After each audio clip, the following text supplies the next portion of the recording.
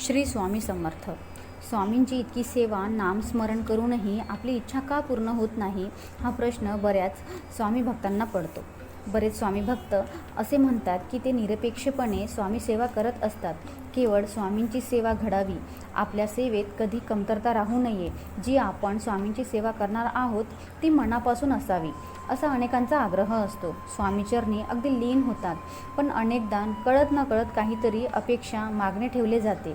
नियमितपणे स्वामींचे नामस्मरण करतो, सेवा करतो, मठात न चुकता जातो, गुरुवारी विशेष पूजन, नामस्मरण करतो, जे शक्य होईल ते सगळे करतो. असे असूनही स्वामी मनोकामना पूर्ण करत नाहीत. जी अपेक्षा आहे त्याची पूर्ती होत नाही असे अनेकांना वाटत असते. असे का होते?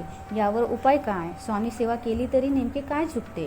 आपण अनेकदा आपल्या इच्छा, मनोकामना, नवस, संकल्प हे आपल्या जवळच्या व्यक्तींना, अगदी खास लोकांना, मित्रांना सांगत असतो. त्यातून सकारात्मकता मिळावी हा उद्देश असतो किंवा तशी मनातून अपेक्षा असते. आपापल्या परीने यथाशक्ती सेवा, नामस्मरण करतो. मनातील अमुक या इच्छेसाठी आपण स्वामींची अमुक एवढी सेवा करत आहे असेही सांगतो. इथेच तर चूक होते. मनातील संकल्प, इच्छा, विशेष मनोकामना कुणालाही सांगू नये. तसेच आम्ही स्वामींची एवढी सेवा करतो, तेवढी सेवा करतो असे तर अजिबातच सांगू नये.